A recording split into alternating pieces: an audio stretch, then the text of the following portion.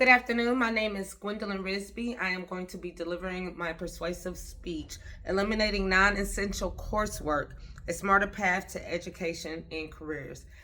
Have any of you ever been in a class and don't understand why you're here? What are you doing? It has nothing to do with your degree plan and all the extra years that's been added.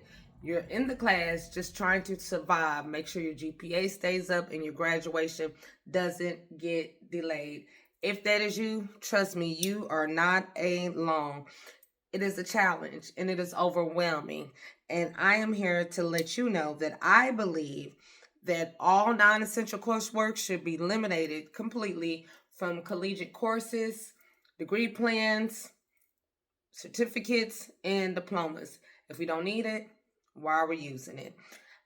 I believe that trade and vocational schools are more relevant to what we need to do in today's society. The outdated forms of education, I believe, are non effective.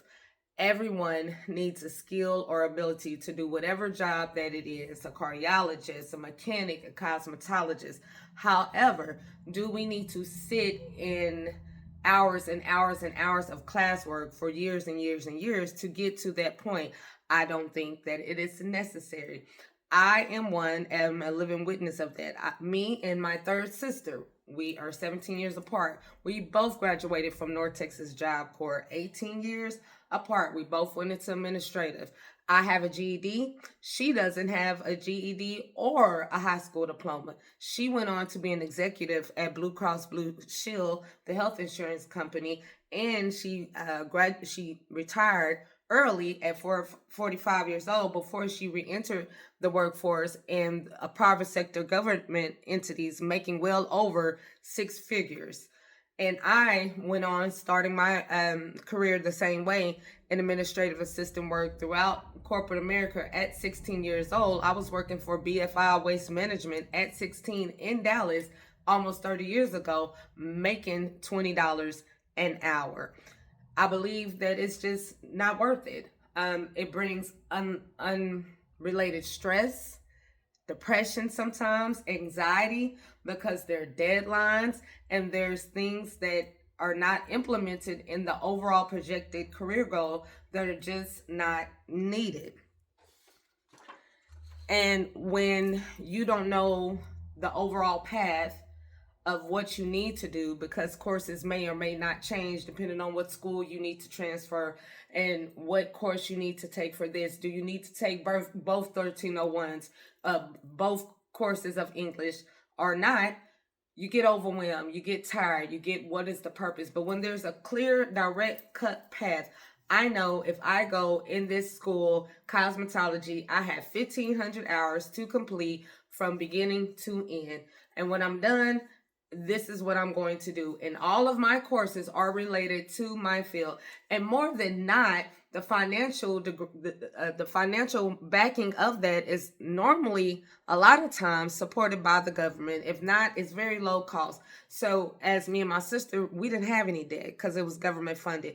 But I know some vocational and technical schools, you do have to apply. However, you're still not in years and tons of debt. So you can actually graduate, go right into your career, and not be straddled in student debt. But this doesn't just also start right now in college work, it begins in high school.